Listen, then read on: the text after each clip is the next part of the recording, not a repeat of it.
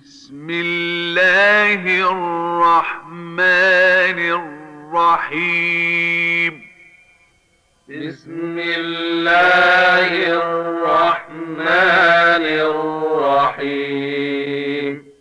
لإيلاف قريش لإيلاف قريش إيلافهم رحلة الشتاء والصيف إيلافهم رحلة الشتاء